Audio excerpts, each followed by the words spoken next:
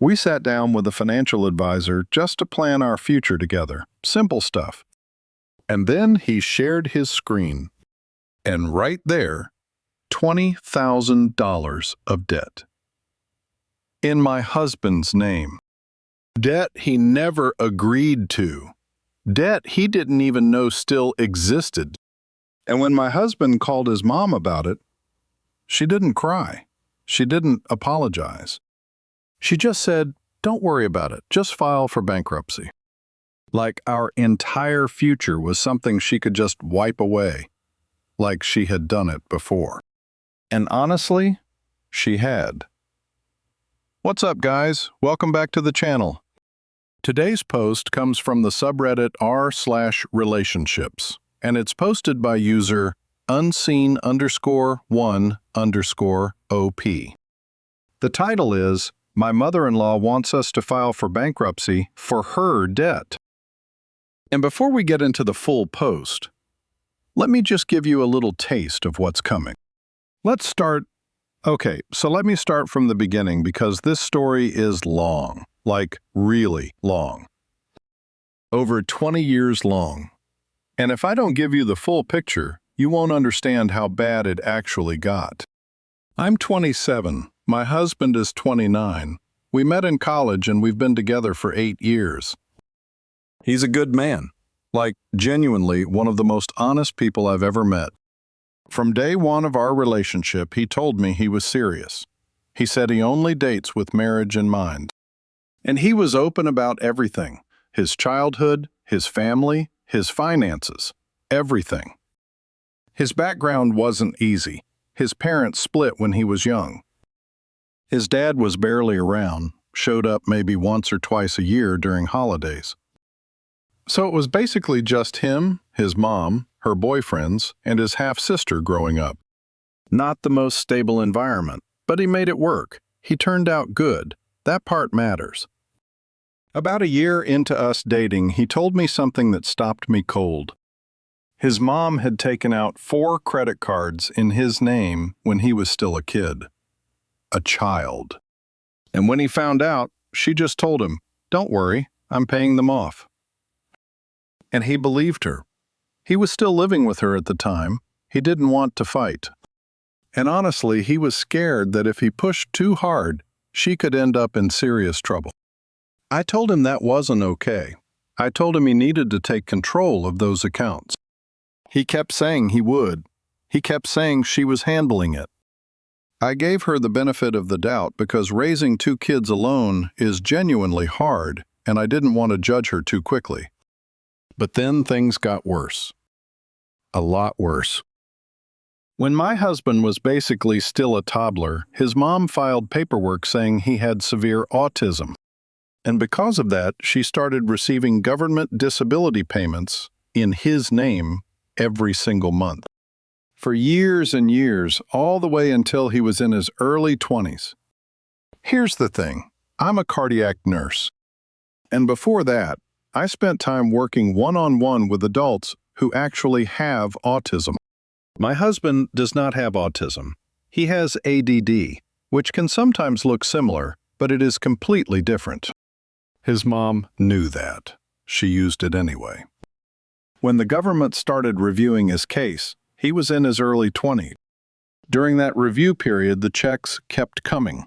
And the rule is simple. You don't cash those checks while a review is happening.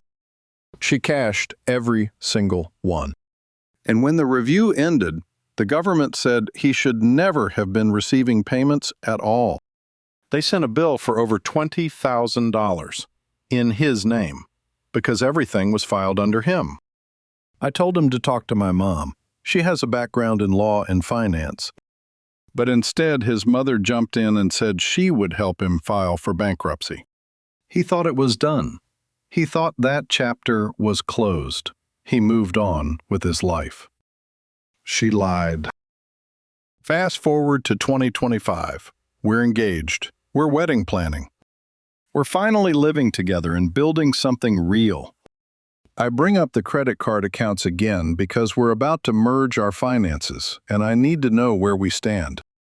He agrees we need to deal with it, but he wants to wait until after the wedding because his mom is already causing drama. Picking fights with vendors, being rude to people we hired, making the whole planning process stressful. We were honestly this close to not inviting her at all. Fine, after the wedding, I agreed. So we sit down with a financial colleague of my brother's who handles our family's finances, just to get a proper picture of where we are. He pulls up our credit reports, and my husband's score, which had somehow stayed in the 700s for years despite everything, was now 590. The advisor shared his screen. And there it was, $20,000 plus, still sitting in my husband's name. Like it had been quietly waiting for us this whole time. My husband texted his mom immediately. And that's when we found out the government had been sending reminder letters about this debt for years. All of them going to his mom's address. She had been hiding every single one. For almost 4 years, she said nothing. And her big solution when we confronted her? Just file for bankruptcy. It'll wipe everything clean. I called my mom. While his mom was blowing up his phone trying to sell us on this idea, my mom was calmly explaining that bankruptcy would destroy our ability to buy a house or a car or do anything major financially for the next 10 years. That it costs thousands just to file, that there are court appearances involved, that it would completely wreck the future we were trying to build. I was furious. I'm not going to pretend I wasn't. A few months after the wedding, my husband finally sat down with his mom face to face. He told her we were sharing finances now, that he needed those card accounts transferred to him, that she would start paying him directly. She completely lost it. He won't tell me everything she said, but I know she told him he was worth nothing. And then she started attacking ME too. He blew up, quit his job at her restaurant on the spot.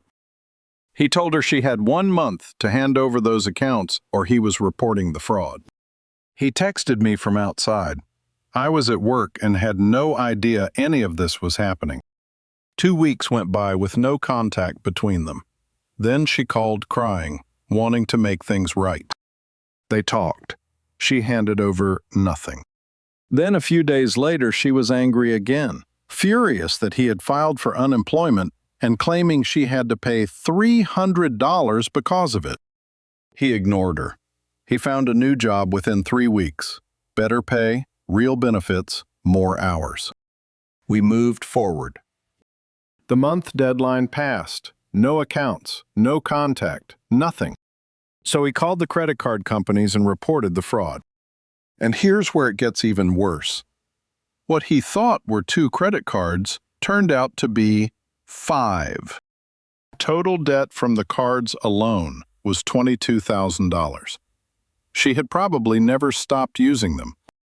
He sent her one final message telling her the fraud was reported. She responded with a flood of texts, blaming my family for turning him against her, and blaming our financial situation on ME. I make 4 times what he earned working for her. I never opened a single thing in his name. He showed my mom those messages. I still don't know what was in them. Neither of them will tell me. But whatever it was changed my mother's opinion from tolerate her in small doses to cut her out completely. The accounts are closed. She is being investigated. The appeal for the disability debt is filed, and we are waiting. Could be months, could be over a year.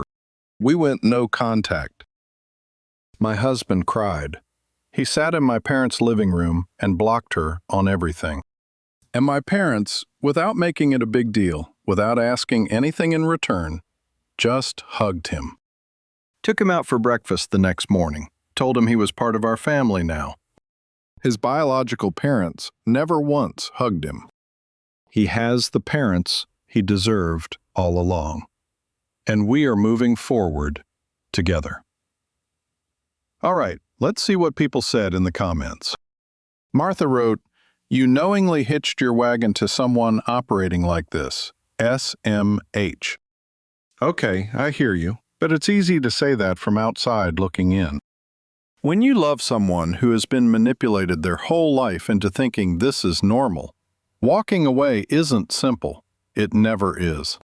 J_dogx7 pointed out, she runs a restaurant. Great business for someone with a history of credit card fraud.